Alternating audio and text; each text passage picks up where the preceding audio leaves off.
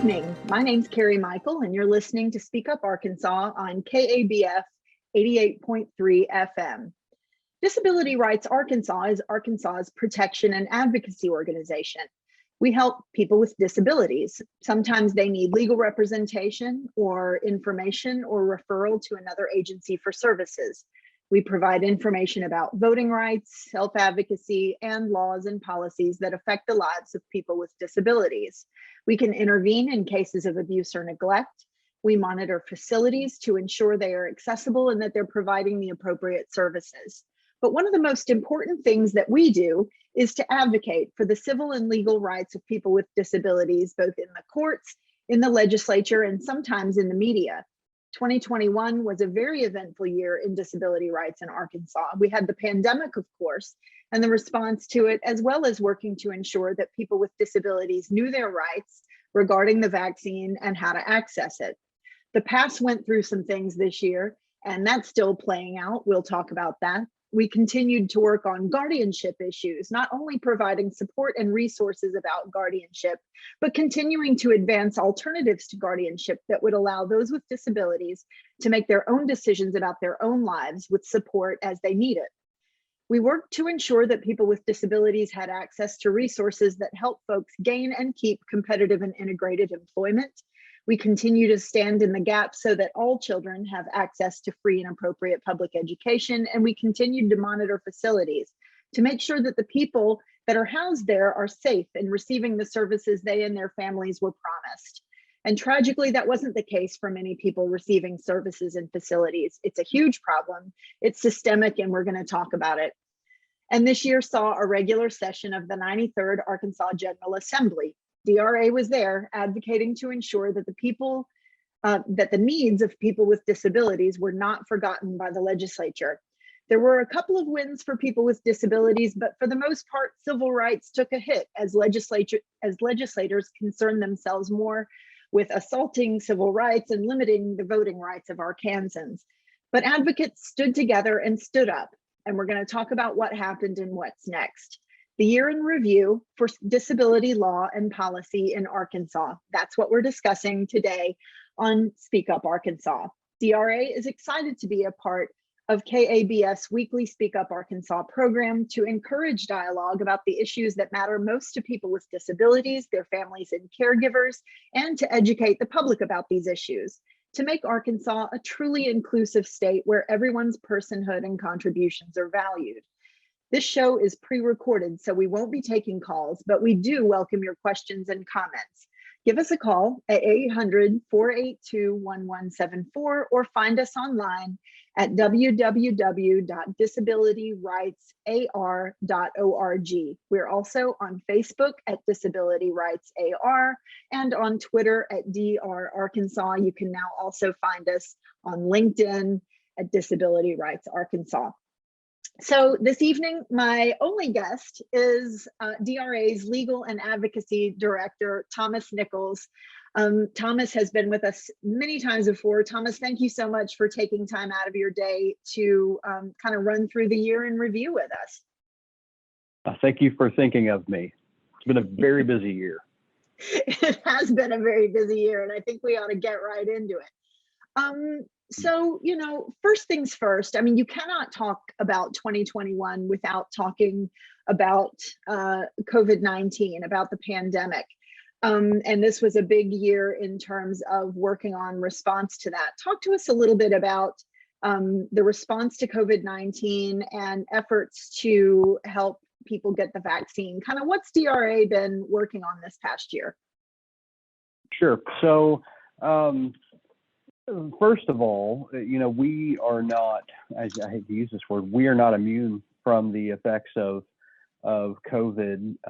We are an organization in the state of Arkansas. We have a physical office, we have a physical presence. And so the pandemic, much like it has affected public and private businesses all over the state, all over the nation, all over the world, it's affected our organization as well. I mean, nobody has not felt the effects of working during the pandemic. As you can see from from the video, Carrie is at home. I am at the office, but we're limiting the number of people who are coming into the office.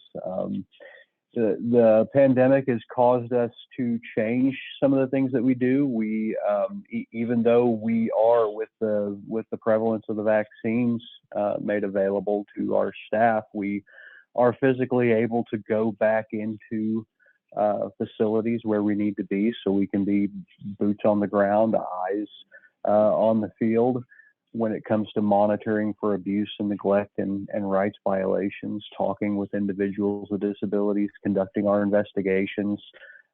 So in the way that we were monitoring before, we are back in the facilities now that everybody has been vaccinated and boosted, and PPE is more readily available.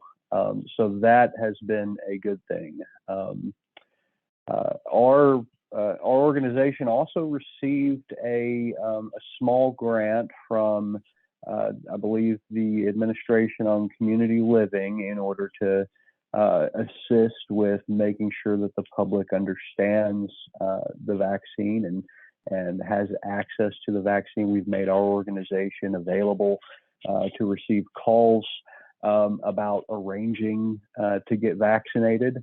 We've used this funds to help discuss vaccines and vaccine efficacy and vaccine availability with people in institutions who might have limited educational resources available to them. We've also used them to host events like our radio show, where we were honored to have Dr. Delahaye on to talk about specifically vaccine hesitancy and vaccine efficacy and vaccine availability. And so we've continued our work in that area. Thankfully, we have not seen here what we've observed in some of our other states where we have our sister organizations. They have faced issues such as treatment rationing when their emergency rooms or their ICUs get so full that they're having to discuss crisis standards of care. We received no calls about that being an issue here in the state, as bad as it got. We did early in the pandemic, after hearing about what happened in other states, we did write to the governor and his team to let them know that any effort to limit the availability on the basis of disability has been taken up by the Center for Medicare and Medicaid Services Office of Civil Rights, the Department of Health and Human Services Office of Human Rights, Civil Rights, to make sure that those crisis standards of care are done in a way that does not unfairly limit the access to life-saving or life-extending medication due to perceptions of disability. We saw in other states that they passed laws or regulations issuing crisis standards of care that would put someone at the rear of the line to receive care simply by virtue of the fact that they have an intellectual disability. And it is a very old, very archaic perception of what quality of life is that develops a system that just by virtue of your perception of quality of life, as an individual's perception of quality of life, that it would necessitate keeping you from that life-saving treatment.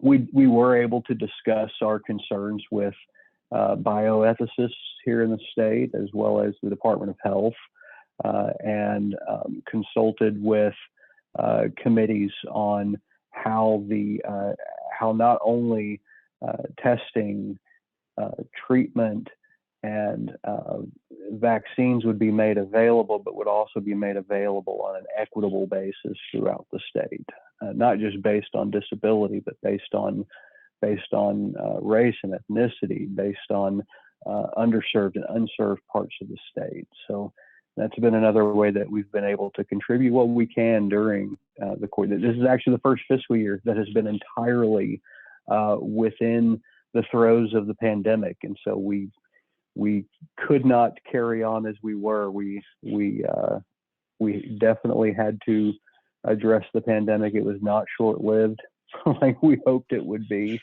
No, it was not. The few weeks to slow the curve has looked more and more like it will be the few years to flatten the curve. So that's been our pandemic response. We did adding to that, we did encounter other issues, other areas of our work that was affected. Education, at the end of last school year, at the end of the school year, the 19 to 20 school year, we did not receive a lot of calls after the school shut down for a period of about a month and engaged in online learning. But when schools went back, we saw very important issues arise with regard to which students were going to be able to go back, which had to stay home.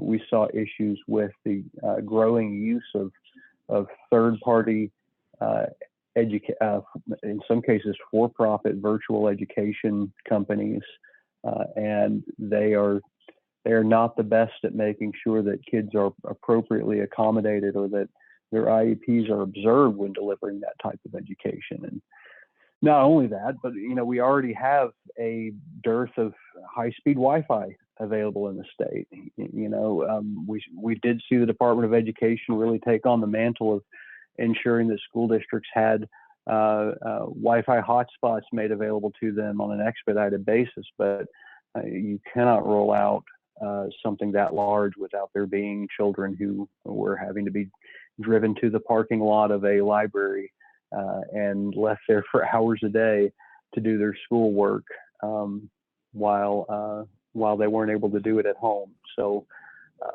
we've seen Arkansas grow in that area. We have not seen them grow enough. I do know that there is a charge to engage consultants and ensure that we, moving forward, develop a better infrastructure with regard to high-speed internet across the state. So we're fully supportive of that because that really will help drive, hopefully, not just our education, but many other services into the rest of the 21st century. Join our other states that have already developed such an infrastructure. Seems like a little bit of, not that this is the way you'd have wanted it to go, but it seems like a little bit of a silver lining that, that this issue coming up, which nobody wanted and nobody would have wanted it to go down like this, did force the state to kind of speed up their efforts around high-speed internet. Yeah, absolutely. Let me ask you this, since we received a grant and with grants, for those of you out there who have ever had to deal with grants, comes lots of tracking of data. How are the vaccine numbers looking? I know that, we may not have an overall number, but in terms of people calling us, or kind of what indicators do we have about the number of Arkansans and Arkansans with disabilities specifically who have been able to have been able to access the vaccine and have gotten vaccinated? Sure. So we know that in certain areas they're doing relatively well. I know that within Human Development Centers, for example, there's a very high vaccination rate, higher than the rest of the population. It seems like we have unfortunately reached the point where everybody who wants to be vaccinated has been vaccinated, and that's only roughly about half the state right now. I don't think that it's because of a lack of available information. The available information is enormous regarding the vaccines, their safety, their efficacy. The information that's out there is trustworthy and very supportive of people getting vaccinated. I do think that it has come down to an issue of the spread of misinformation that has taken hold, that has unfortunately misled lots and lots of people. But hopefully, despite that, we will continue to push forward and make sure that anybody who does get or who does want to get a vaccine has it made available to you. You know, there are programs in the state where if you want to get vaccinated, we want to push this hard enough that folks will come to your house to provide you a vaccine if you just ask them. And we are happy to serve as a hub for that. If you call our office and are seeking assistance, we ask every single person, are you interested in getting assistance in receiving a vaccine? And if you are, then we immediately arrange for your preference. Do you want us to find a place to get vaccinated, or do you want us to arrange for someone to come to your house and get you a vaccine? We're happy to do that for you, and it has not happened enough. So that, you know, that program is ongoing. And just here, I'll insert that if you are listening and you are interested in taking advantage of that, give us a call at 800-482-1174, and we can point you in the right direction. So switching gears a little bit from that, and moving on to something that's been in the headlines quite a bit recently, and that is changes in the PASSE. What is going on at the PASSEs? Okay, so good news is that we do have a new PASSE that is developed. I believe that they go live at the beginning of next calendar year, January 2022. And quickly, for anybody that's listening that doesn't know what PASSEs are, I'm so sorry. Oh, sure. Yeah. It's okay. We work in this world of acronyms, and right. without assuming that anybody knows exactly what it is we're talking about, we just move forward and talk talk like we're talking amongst ourselves. Yeah. So right. And if you use it, you know what it is. But if you don't, you know, yeah. Exactly. Well, even if you use it, you might not know what it is. So PASSEs are, it's an acronym, PASSE, and it stands for Provider-Led Arkansas Shared Savings Entity. And it is a fancy way of saying it is managed care. Now, what is managed care? It is a way of delivering Medicaid to Medicaid beneficiaries under specific programs in our state. So Arkansas has done something that other states have not, which is we've done two things. We've developed managed organizations, private organizations, to handle Arkansas's Medicaid obligations, but only with respect to two populations. Those populations are people who receive developmental disability services through the developmental disabilities waiver, right? It's known as the Community and Employment Supports Waiver. Those are intermediate care or human development center care, but delivered in a community setting. So if anything that you need in a human development center or a institution that provides services for people with developmental disabilities, you are able to get those services in the community through this Medicaid program. So you can live in an apartment, you can live in a house, you can live with your parents, you can live with friends, you can live with your non-disabled peers, and still receive the type of services you would receive in an institution. That's one population. Okay, the other population are people with behavioral health needs.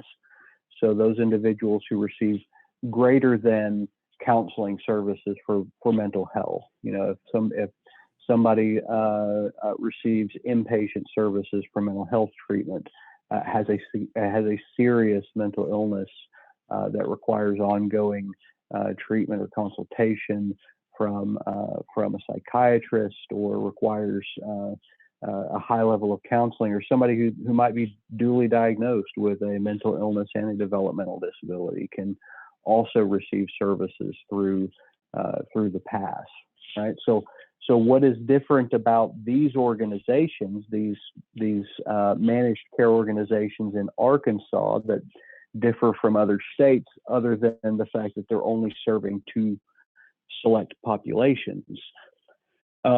Well, first of all, there's now 4 of them, right? Which is designed to create competition between those organizations. The other thing is that they cannot be wholly owned by an insurance company. So other states might have insurance organizations, insurance companies, owning and running a managed care organization. Basically, you have Humana, but they're handling your Medicaid in a state, right? So that's a way that a private organization is in essence running a Medicaid program. In Arkansas, there's a requirement that 51% of each of these organizations must be owned by providers, whether it's providers of developmental disability services, whether it's providers of mental health services, whether it's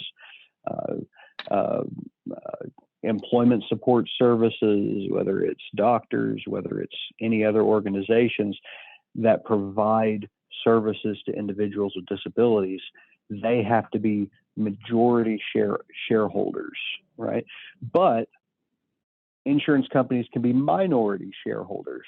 So what we've seen develop insurance companies buying a less than 51% share of these provider-owned and essentially owned entities. Well, so in the course of 2020, I believe, or 2019 or 20, we saw one insurance company buy another insurance company, which happens from time to time. All the time, yeah. And that created a situation where essentially a insurance company held a significant share, not a majority share, but a significant share of 2 different PASSEs. And when the legislature found out about that, they felt that it was not the legislature's intent for there to be the ability to buy into multiple PASSEs as an insurance company. I think that they were worried that it might turn into some type of monopoly of these organizations, and so they passed a law that said essentially you cannot. I think it might have been just related to insurance companies, but you cannot have a significant interest in more than one PASSE, essentially forcing the insurance company interest in 2 PASSE to sell one of its interests, and they eventually gave up their interest, I believe, and are controlling their efforts on the PASSE, but they decided to maintain their interest.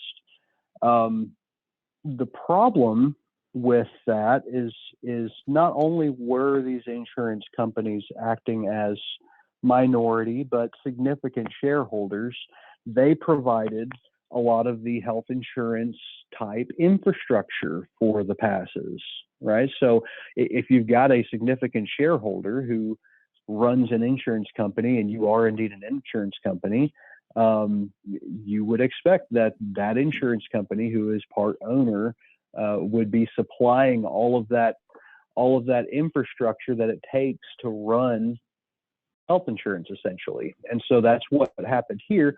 One of the PASSEs, Empower Healthcare Solutions, I believe, they no longer had an insurance company. They no longer had somebody who was going to be providing its infrastructure, and so they had to very quickly try to cultivate another insurance company or develop their own to carry on that service.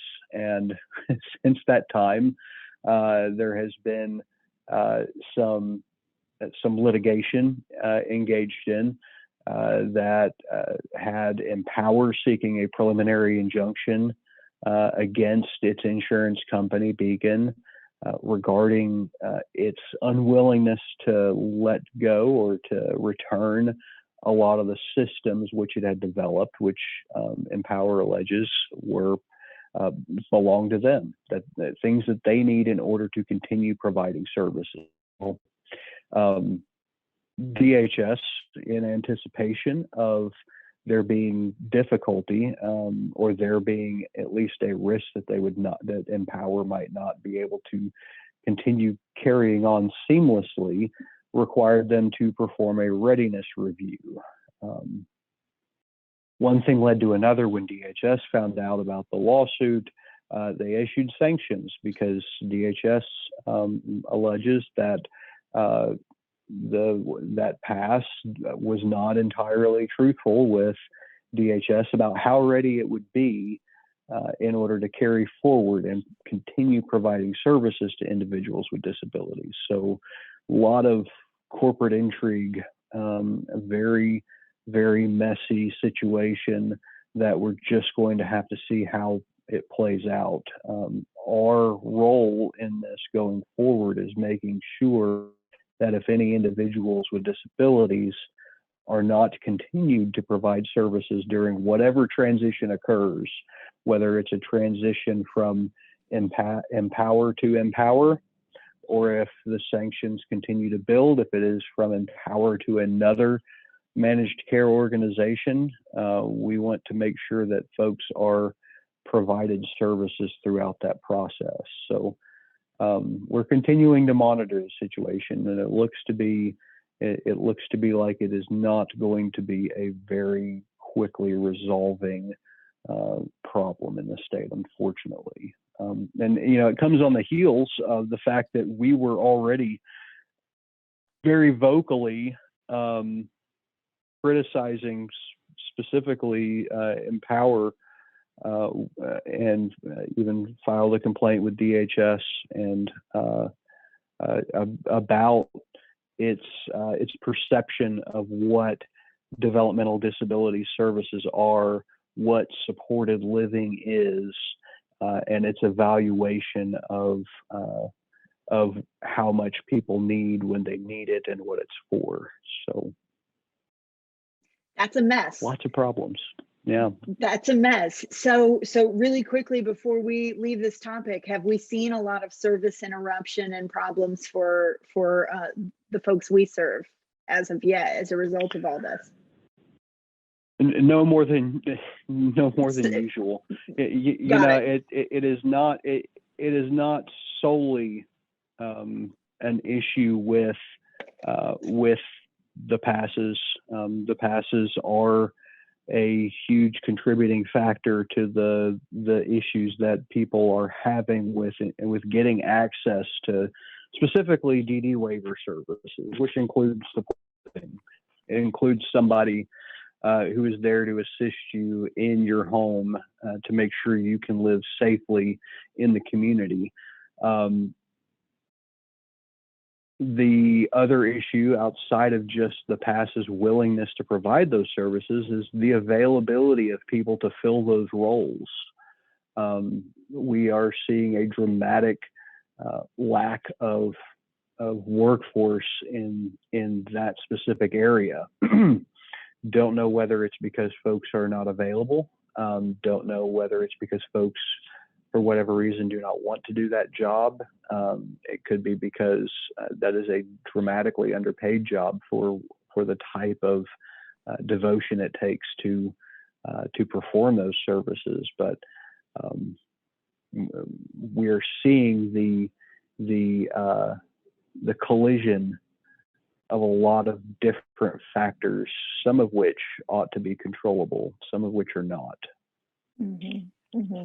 Okay, so this is definitely something that we continue to keep our eye on, and if all of this is any indication, this will be something that we deal with pretty prominently in the coming year. Moving on, tell us what DRA has been working on related to guardianship. And I know there's some policy things around that, and kind of some resources for folks under guardianship. Talk to us a little bit about what DRA has been working on. Sure. So a few things we've done throughout the course of this, and this is going to end up kind of dovetailing into our discussion about things that have happened in the legislature this year. So forgive me if I get off on that tangent while we're discussing this part of it. Right. One of the things we did was develop some resources for individuals who either are under guardianship or who are a guardian in fact themselves.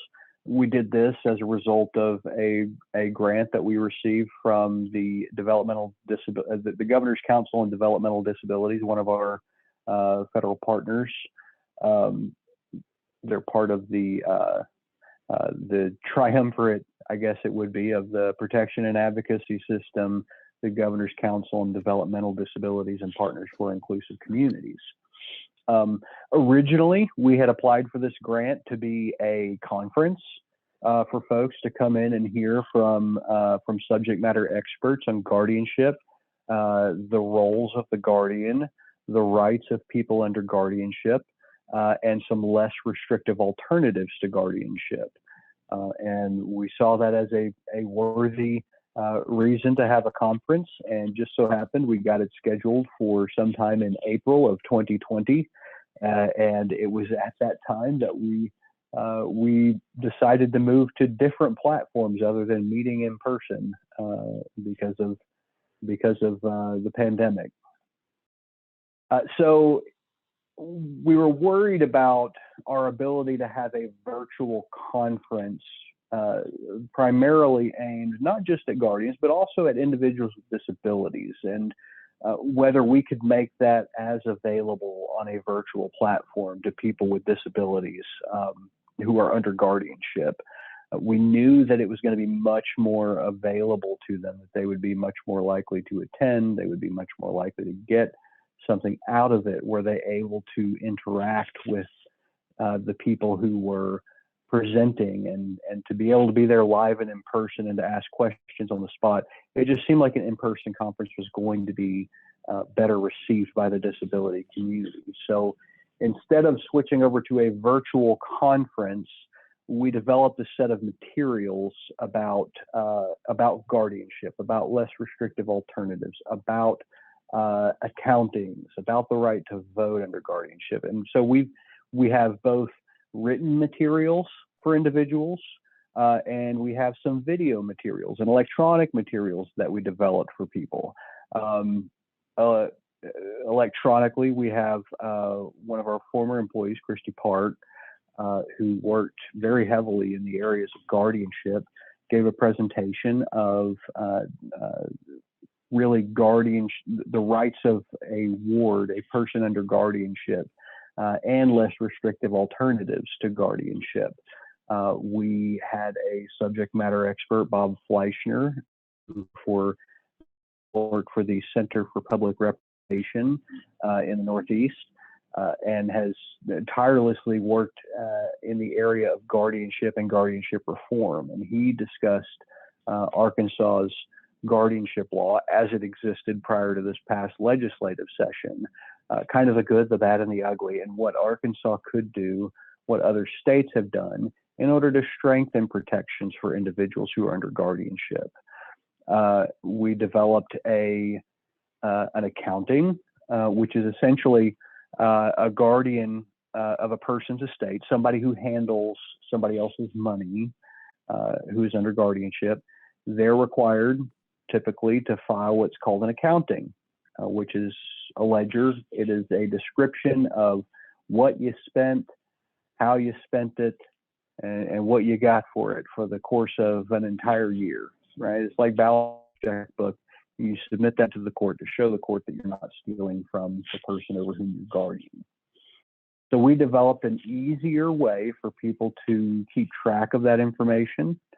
We have an Excel spreadsheet complete with formulas and dates and everything you would need in order to be able to write down what you spent and when you spent it, and have it spit out a beautiful accounting for you that you can then use to submit to the court to show them that you're not stealing from your ward. So we were hoping that would help guardians develop a more professional looking and more transparent accounting, but also help courts understand when guardians aren't submitting accountings or submitting accountings that are inadequate. Maybe they can use that to help define the kinds of information they might look for in an accounting. So we developed that both electronically and in written form, and have made that available, and have been distributing that for almost this entire calendar year, I believe. We'll include that in the show notes. So, so in the notes for this show, we'll include some links that you can access some of those resources for those of you who are listening. And also, you know, we developed some pleadings to share with folks who want to regain the right to vote if they're under a guardianship. So as it stands right now, the law in the state of Arkansas, and since 2001, has been if you are under a guardianship, by virtue of you being under a guardianship, you no longer have the right to vote. So your guardian would have to go to the court and petition the court to reinstate your right to vote. There's no standard for that. There's nothing that the law says that you would have to show to the court in order to be granted that right to vote. There's nothing that really says why you are kept from voting just by virtue of the fact that you're under a guardianship. And yet there are thousands of people under guardianship who might not even know that they don't have the right to vote, who might be voting all the time anyway. We don't know. But we want to ensure that folks have that right to vote if that's what they want. So we develop pleadings in that area. We just ask that you please contact us prior to using any of those, because we really, really would like to help you do it, because we don't know many people in the state who have tried, and we're interested to see how it's taken in the many jurisdictions in the state.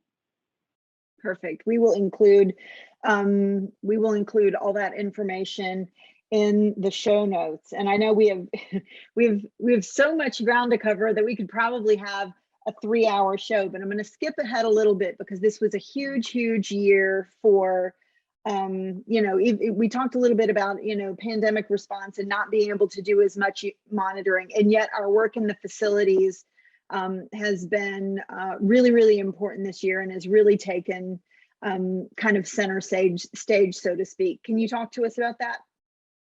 Absolutely. So as has been one of our priorities for the past few years, we have focused on institutionalization of youth. While we always make a priority abuse, neglect, and exploitation, no matter where it is, because that's why organizations were founded, in response to abuse and neglect.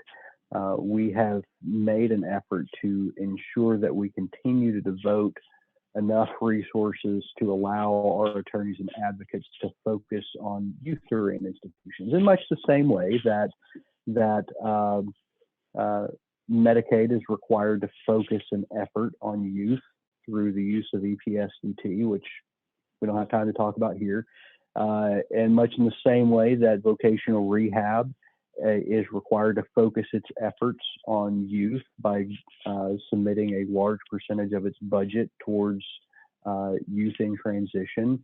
All of that is done with an eye towards, if we help them enough, if we pour services on them, if we make sure and address everything they need, which is the population of people with disabilities, if we give them exactly what it is they need, in fact, too much, then maybe, just maybe, by the time they're adults, they might not need as much in the way of those services. So that has helped us through that same effort to try to guide work towards making sure that children are getting access to safe and effective services. And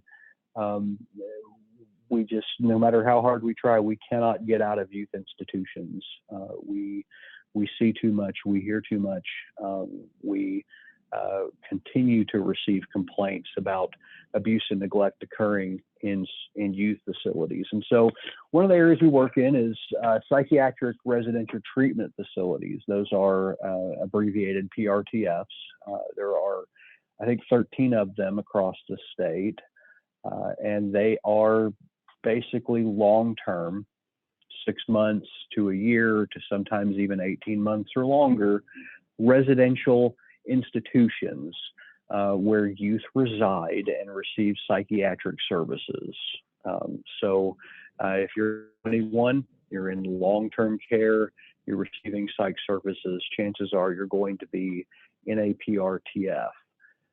And we have really focused our efforts on ensuring that the state understands its obligations and trying to hold the state accountable for continuing to monitor and investigate allegations of abuse or neglect, but also we've made efforts to try to encourage the licensing board to actually go forward and, where it's appropriate, to issue sanctions against these organizations, because it was not until this year that we know of that that any action had ever been taken by the licensing board over PRTFs.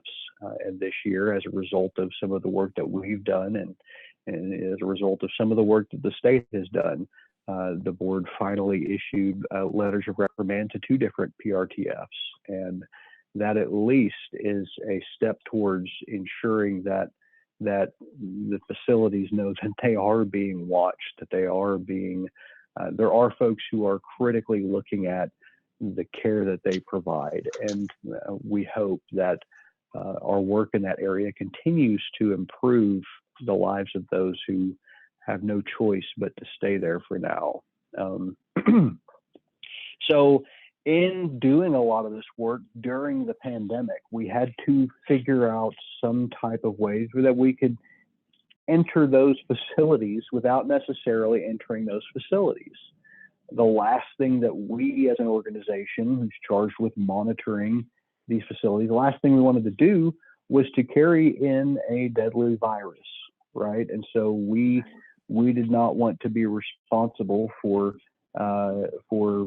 bringing in a virus that can run rampant more so through these congregate care facilities than it's likely to in community settings.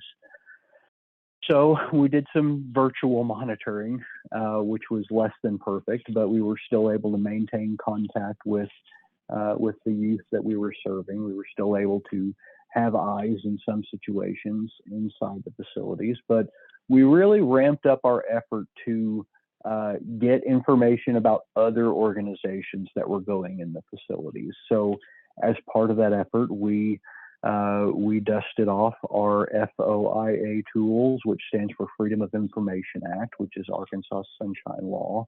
It's a law that allows you to get access to public documents that are free to everybody to review, that detail the actions by the state or local governments, right? So we went to work on that. We submitted FOIAs for all of the licensing agencies that were going out and investigating.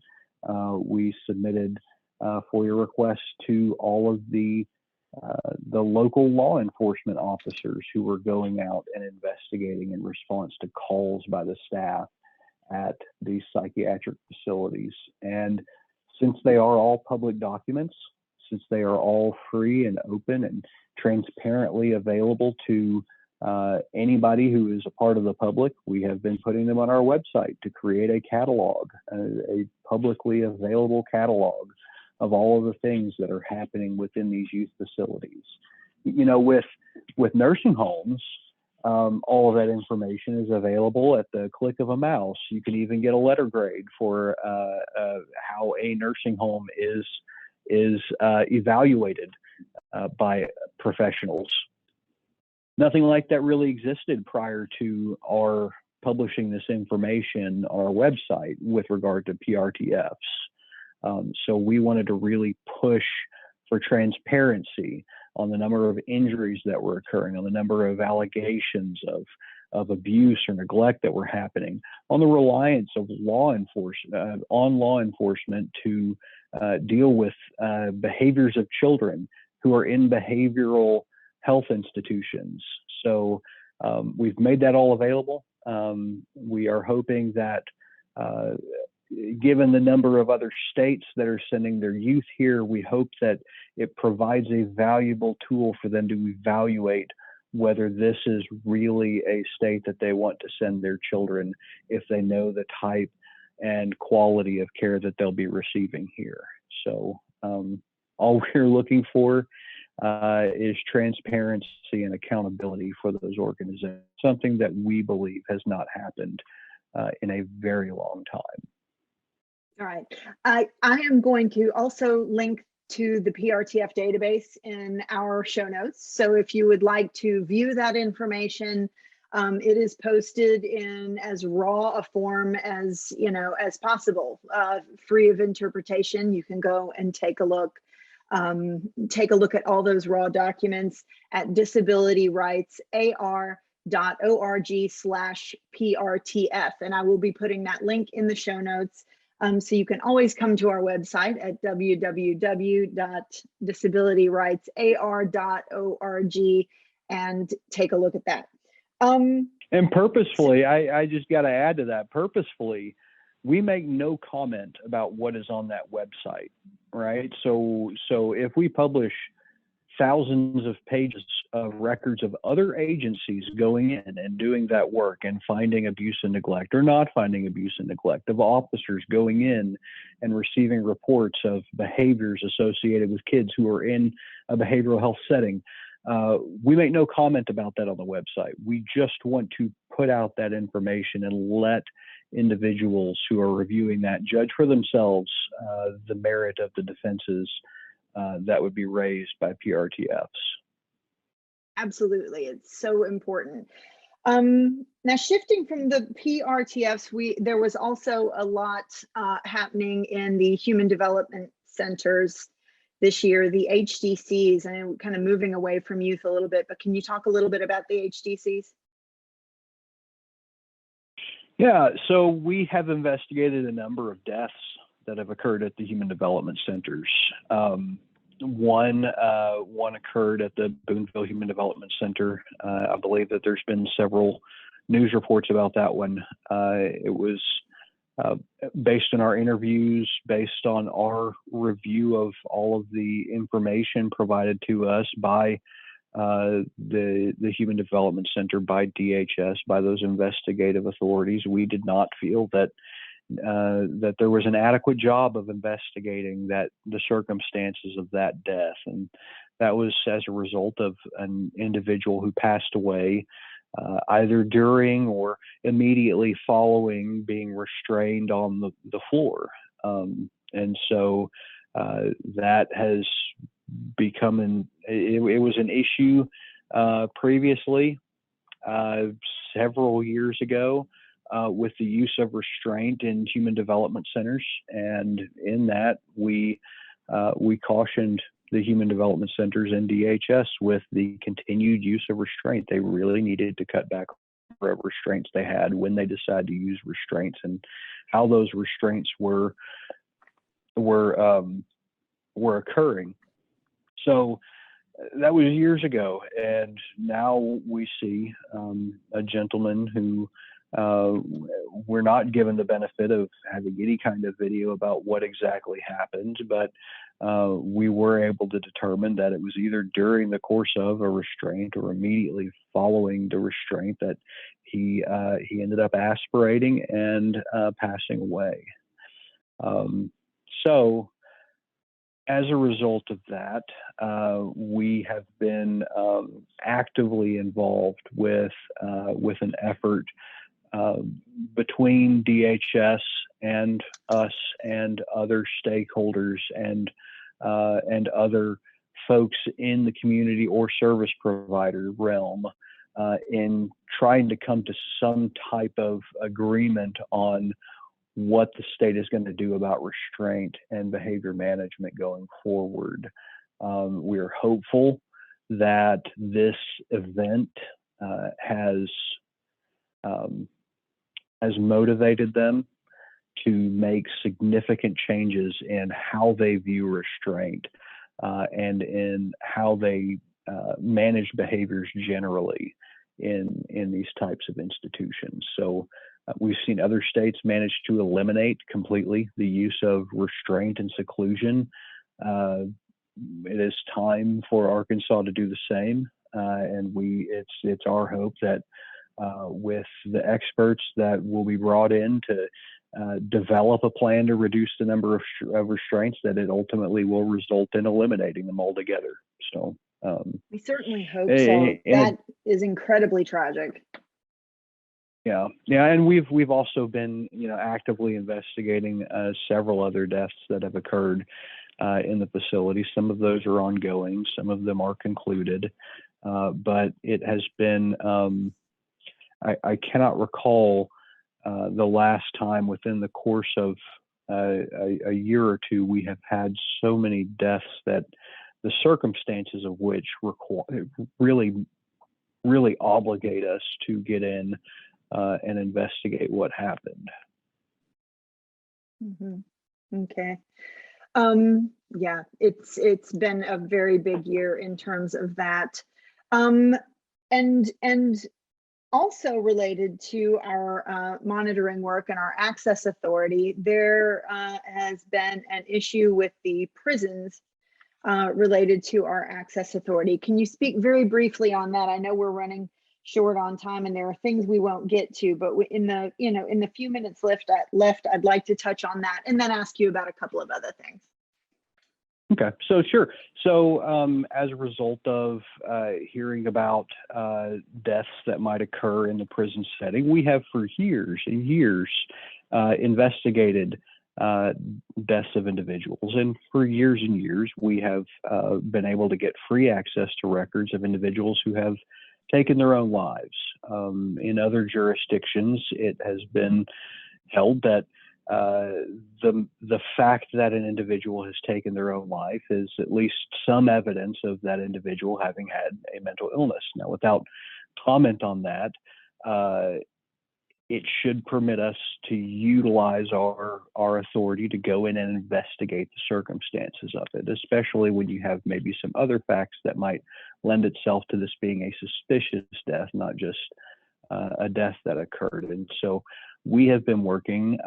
We filed a lawsuit at the end of last year in order to assert our access authority, to assert the federal laws and regulations that permit us access to this information to further our investigation. And so in doing so, we were joined in an aspect of that litigation by the Department of Justice, as well as the United States Health and Human Services, and one of our federal funders, and the Substance Abuse and Mental Health Services Administration.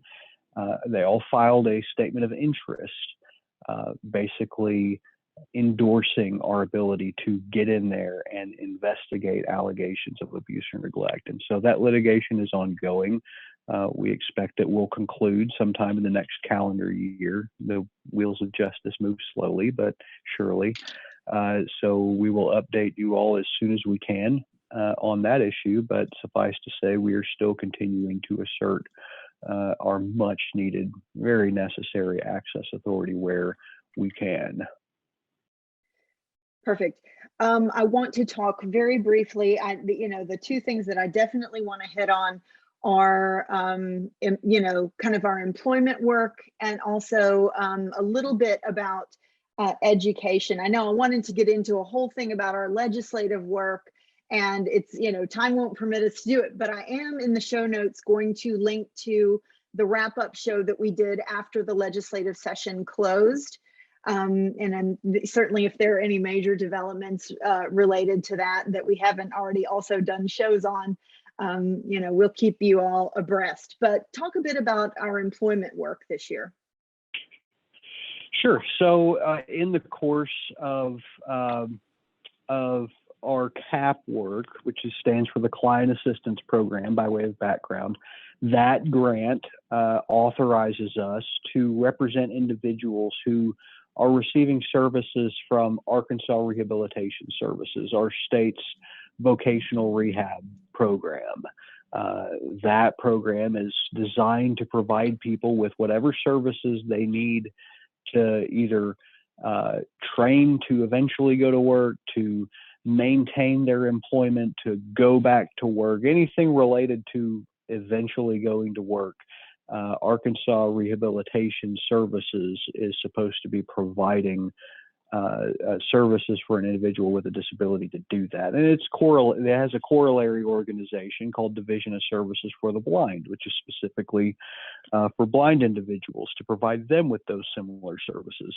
Well, we are funded by the federal government to represent people who are not given the services that they need or not given access to rehab services, even though we have colleagues over there and are very congenial, we're the natural adversary to the state organization that provides services. So we assist individuals in making sure that those services are provided.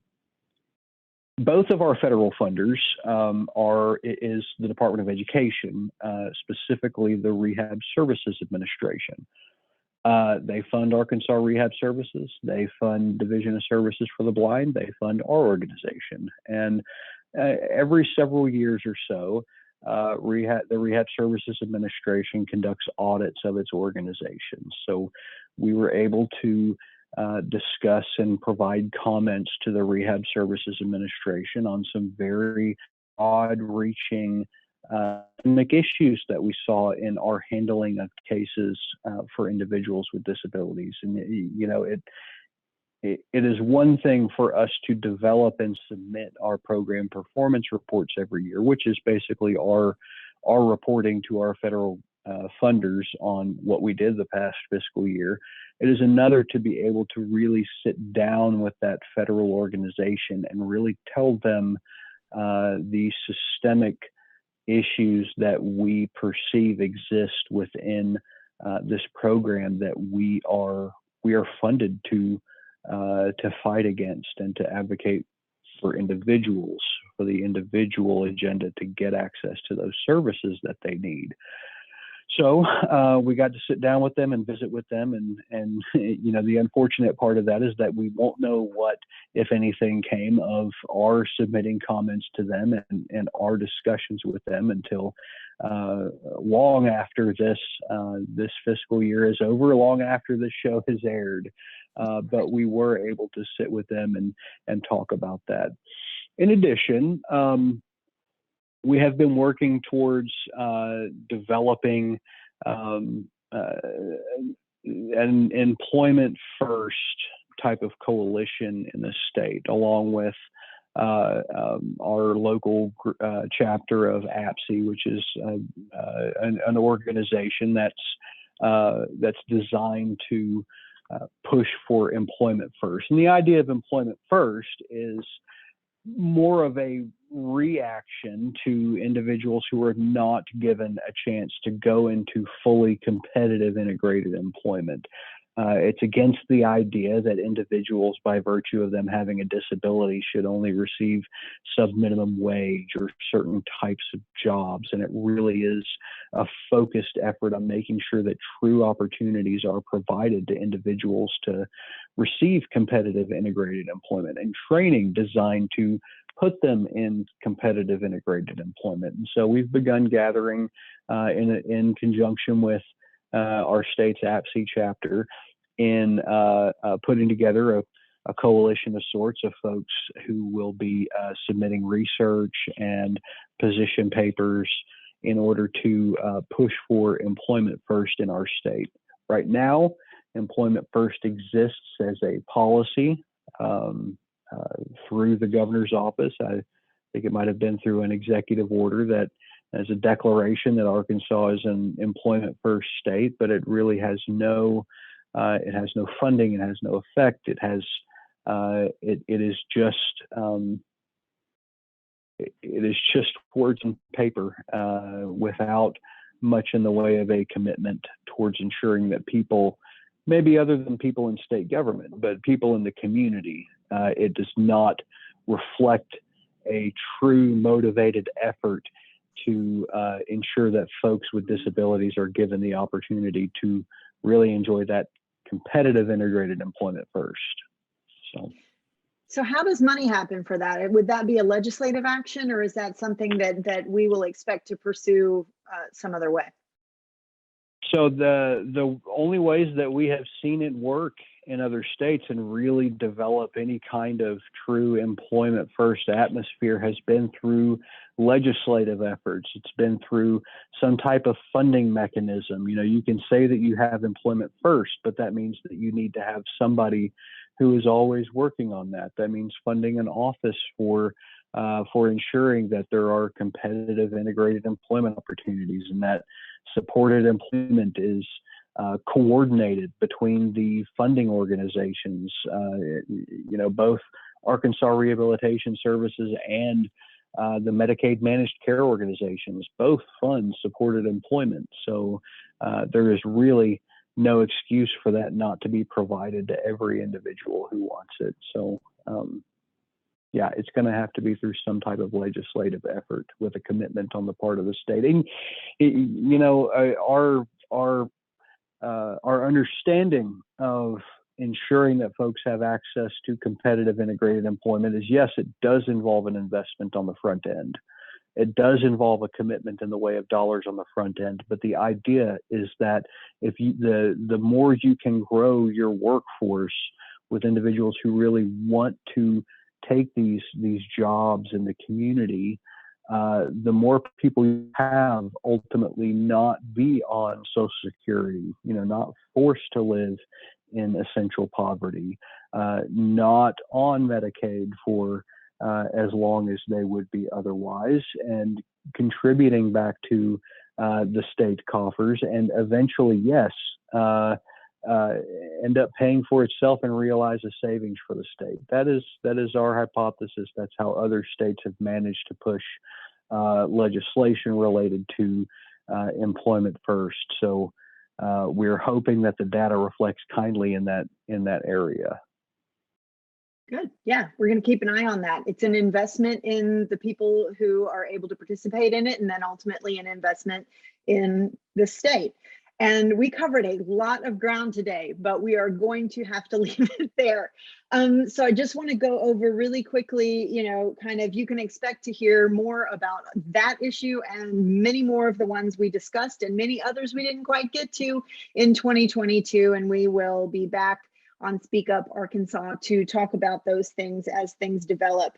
In the show notes, we're going to place the guardianship materials. I'm going to post a link to the PRTF database, the Psychiatric Residential Treatment Facility information. We're also going to link to that legislative wrap-up show. And once more, for anyone who missed it, you can call our toll-free number at 800-482-1174. That is for information on how to access the vaccine, but it's also our intake advocate number. So if your rights are not being respected, you can give us a call and we will work to either, you know, help you out ourselves or provide information and referral to someone who can.